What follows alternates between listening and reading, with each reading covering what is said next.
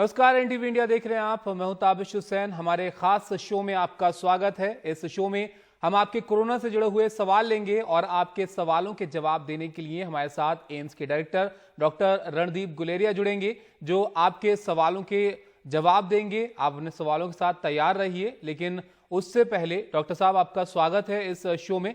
और सवाल के जवाब लेने से पहले आपको अपडेट इस वक्त दे देते हैं कि देश में कोरोना को लेकर क्या स्थिति है, क्या हालात इस वक्त बने हुए हैं।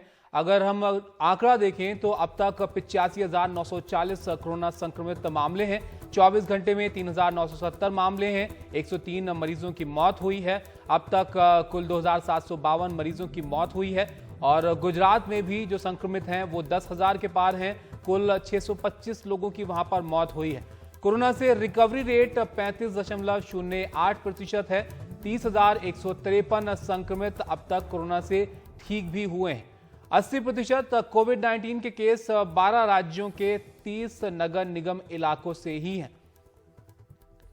तो ये तमाम वो आंकड़े हैं जो आपके लिए जान लेना जरूरी है। अगर हम राज्यों के हिसाब से बात करें तो महाराष्ट्र ऐसा राज्य है जहां पर सबसे ज्यादा कोरोना के मामले हैं। कुल 30,706 संक्रमित कोरोना के यहां पर हैं। अब तक 1,135 मरीजों की मौत हुई है। आज 1,606 नए केस यहां पर सामने आए हैं।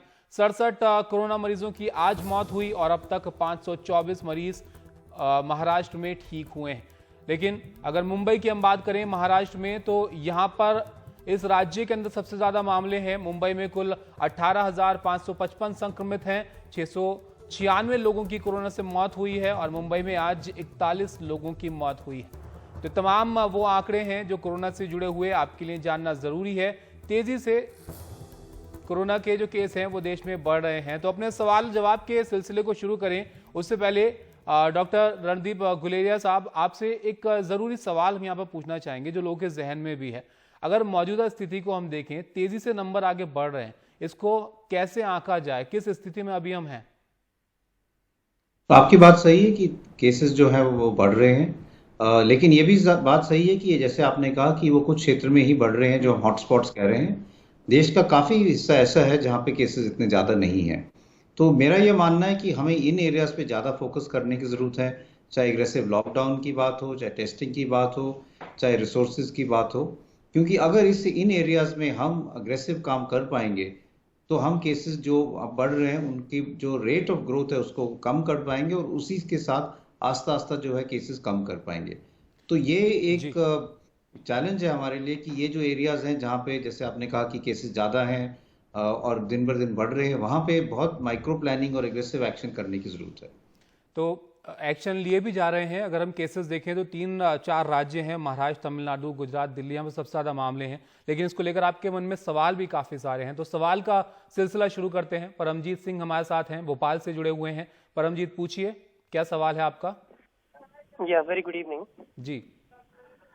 पहला सवाल मैं आपसे ये करना चाहता हूँ कि अभी तक जो डेटा सामने आए हैं, जैसा कि जो ऐप आरोग्य सेतु ऐप है, इसके थ्रू सभी लोग जो संक्रमित हैं उनका डिटेल हमें मिल जाता है, करेक्ट?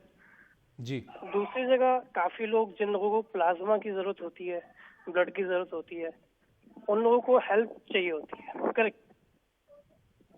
जी, प्लाज्मा के लिए। पूछिए। तो मैं ये कहना चाह रहा हूँ, अभी तक वेबसाइट क्यों नहीं क्रिएट की गई? जैसे कोविड-19 के जो पेशेंट्स हैं उनको हम ट्रेस कर सकते हैं थ्रू आरोग्य सेतु ऐप।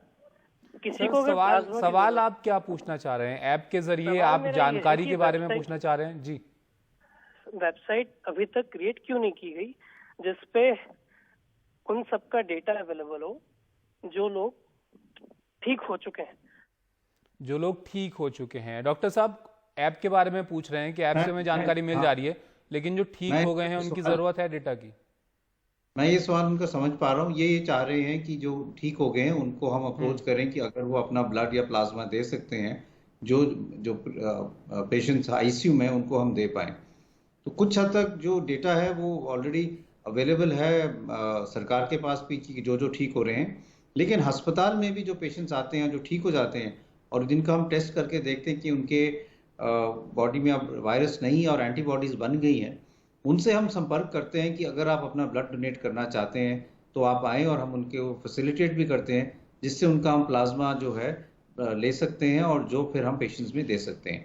तो वो देश के कई हिस्सों में ऐसा हो रहा है जहाँ पे ज़्यादा केसेस हैं कि जो रिकवर्ड पेशेंट्स हैं उनको अप्रोच कर रहे हैं।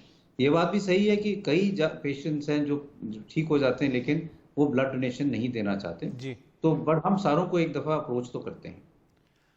अगले कॉलर की तरफ बढ़ते हैं। मिथुन बलेरिया हमारे साथ मौजूद हैं, नागपुर से, महाराष्ट्र से। जी मिथुन, पूछिए। हाँ सर, मेरा क्वेश्चन ये था जैसे कि सर हमें कोरोना के बारे में जानकारी आ रही थी कि जो मिथक साबित हुआ कि गर्मी के दिनों में टेम्परेचर बढ़ जाने से कोरोना खत्म हो जाएगा। तो सर मेरा अगला क्वेश्चन ये है कि जैसे कि कुछ दिन बाद अभी बारिश का मौसम आने वाला है, तो क्या सर इस समय ये विस्तारित होगा, क्या ये प्रसारित होगा? मौसम का फर्क पड़ता है डॉक्टर साहब? हाँ, तो ये इनका सवाल में दो पार्ट हैं कि गर्मी से क्या कोरोना कम होगा, और जब मौसम बदलेगा, बरसात होगी या सर्दी का मौसम आएगा, तो क्या कोरोना फिर से बढ़ सकता है। तो पहली चीज ये है कि गर्मी से कुछ हद तक कोरोना के केसेस कम हो सकते हैं, लेकिन ये समझना जरूरी है कि अगर हम गर्मी की बात करें तो ट्रांसमिशन जो है वो बाहर कम हो सकता है, लेकिन घर के अंदर जहाँ टेम्परेचर कम होता है और एसी चलता है या ऑफिस में सेंट्रल एसी है या शॉपिंग मॉल है, वहाँ पे इन्फेक्शन तब भी हो सकता है क्योंकि वहाँ पे टेम्परेचर कम है। और इसलिए कई देशों में जहाँ पे गर्मियाँ हैं, चाहे भारत की हम बात करें या सिंगापुर की बात करें या साउथ अमेरिका की बात करें, जो ट्रॉपिकल कंट्रीज हैं, वहाँ पे भी केसेस अभी गर्मी होते हुए भी कम नहीं हुए।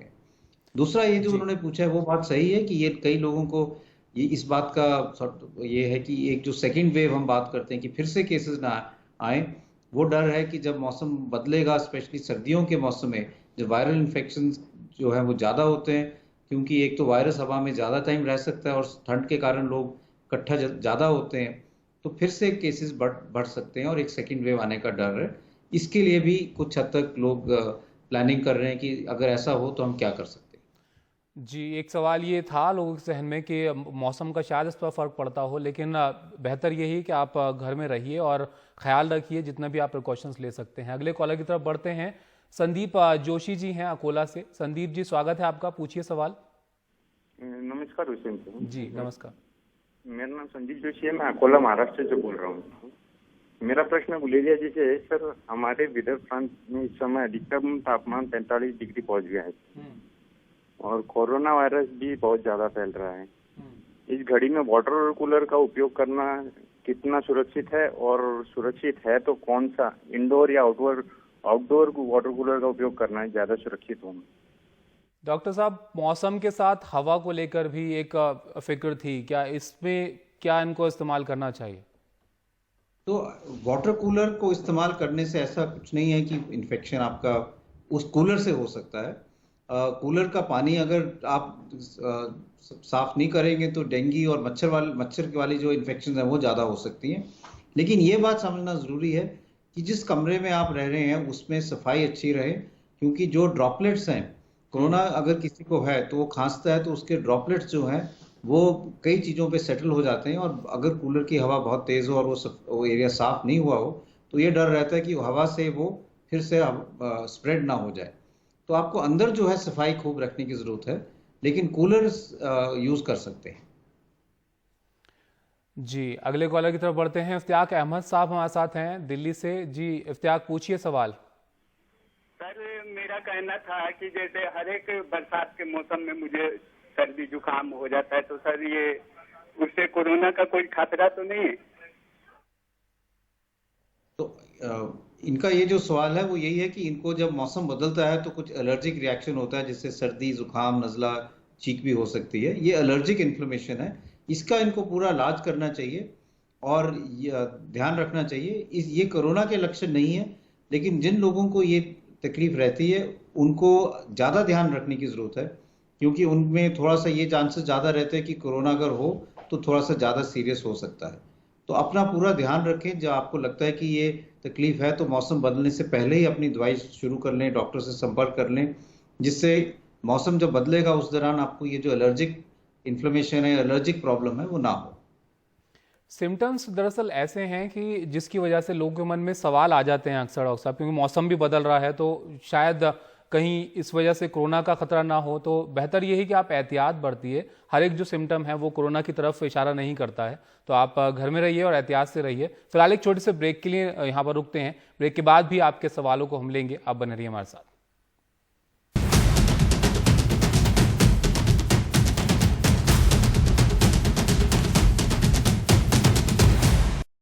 ब्रेक के बाद आपका स्वागत है। हमारे साथ डॉक्टर रणदीप गुलेरिया जुड़े हुए हैं, जो आपके सवालों के जवाब दे रहे हैं कोरोना से जुड़े हुए। इस सवाल जवाब के सिलसिले को आगे बढ़ाते हैं और अगले कॉलर के पास चलते हैं। राजेंद्र शुक्ला जी हैं नवी मुंबई से हमारे साथ। पलविंदर जी हमारे साथ जुड़े हैं नई दिल्ली से। पलविंदर जी, पूछिए अपना सवाल। हाँ डॉक्टर गुलेरिया, मेरा सवाल ये था कि मेडिकल साइंस जो है उसको माइक्रो ऑर्गेनिजम्स की एग्जिस्टेंस एनिमल्स में, बर्ड्स में और ह्यूमन बींग्स में जो है उसका पता है, बड़ी रियल नॉलेज है। तो क्या कारण है कि जब ये वायरस आया तो इसके बिल्कुल इसका पता नहीं लगा मेडिकल वर्ल्ड को, या कोई एग्जिस्टिंग वायरस म्यूटेशन में आ गया, और यहाँ पे ये कोई बायोलॉजिकल वेपन है, तो इसका क्यों नहीं आ पा रहा? डॉक्टर साहब, तो पहली चीज तो ये कि अभी तक जो डेटा आया है उसमें ये कोई बायोलॉजिकल वेपन नहीं है। ये एक नया नॉवल वायरस है। नॉवल वायरस का मतलब ये है कि ये वायरस जो पहले मैनकाइंड में, ह्यूमंस में नहीं था, ये वायरस जो है इसको एक रीअसॉर्टमेंट करके कुछ वायरसेस के जो आरएनए मिक्स होके, जीन्स मिक्स होके एक नया वायरस बना और वो स्पीसीज जंप कर पाया। सो ये एनिमल वायरस या में से ह्यूमन वायरस बन गया। और कई वायरसेस ऐसे हैं जो ये स्पीशीज जंप कर पाते हैं। एक हमारा पहले कोई 10-15 साल पहले एक आउटब्रेक हुआ था बर्ड फ्लू का, जो H5N1 वायरस था, इन्फ्लुएंजा का वायरस था। लेकिन उस वायरस और इस वायरस में बहुत फर्क था। उस वायरस में डेथ्स बहुत ज़्यादा थी, उसमें मोर्टेलिटी 60% से ज़्यादा थी, बहुत सीवियर लंग में इन्फेक्शन होता था।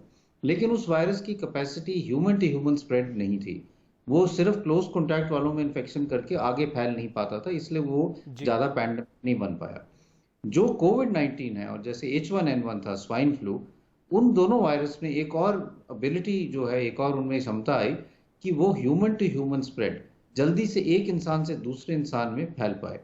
तो इससे दो चीजें हुई, एक तो बीमारी जल्दी फैल गई, और क्योंकि ये ऐसा वायरस था जिसकी कोई इम्यूनिटी नहीं है ह्यूमंस में, तो वो एकदम सारों को, या जो भी उसके कॉन्टैक्ट में आया उसको इन्फेक्शन होने लगा, क्योंकि उसमें इम्यून सिस्टम के लिए एक नया वायरस था। और इसलिए ये जो है इतने सारे केसेस हो रहे हैं और इतनी जगह ये वायरस फैल रहा है।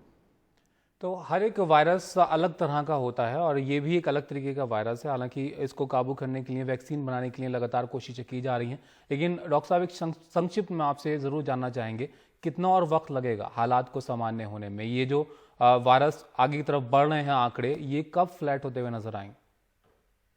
तो ये मुश्किल सवाल है, क्योंकि इसमें कहना मुश्किल है कि ये कब फ्लैट हो पाएगा। ये ज़रूरी है कि हमें उन एरियाज में ज़्यादा फोकस करना पड़ेगा जहाँ केसेस अभी बढ़ रहे हैं, जो हॉटस्पॉट्स हैं। अगर हम उसमें कर पाएंगे तो केसेस ज़्यादा नहीं बढ़ेंगे और आस्ता आस्ता केसेस कम होने लगेंगे। सबसे ज़्यादा जो हमारे चैलेंज है वो ये है कि केसेस जो हैं वो इतने ना बढ़े कि हॉस्पिटल्स में एडमिशन ज़्यादा हो और हमारे हेल्थ केयर फैसिलिटी पे ज़्यादा स्ट्रेन पड़े और बेड्स की कमी हो जाए। इसलिए बहुत ज़रूरी है कि आप भी ख्याल रखें, एहतियात रखें, ताकि आप भी किसी संक्रमित व्यक्ति की जद में ना आए, उससे संपर्क में ना आए। डॉक्टर साहब, बहुत शुक्रिया आपका हमारे साथ जुड़ने के लिए, सवालों के जवाब देने के लिए। बहुत सारे सवाल आपके मन में हैं कोरोना से जुड़े हुए, इसलिए खास पेशकश आपके लिए हम लेकर आते रहते हैं, जहाँ पर आप अपने सवाल पूछ सकते हैं। इसी तरह आपके सामने फिर से हाजिर होते रहेंगे। फिलहाल आप अपना ख्याल रखिए। इस बुलेटिन में फिलहाल इतना ही। खबरें लगातार जारी। नमस्कार।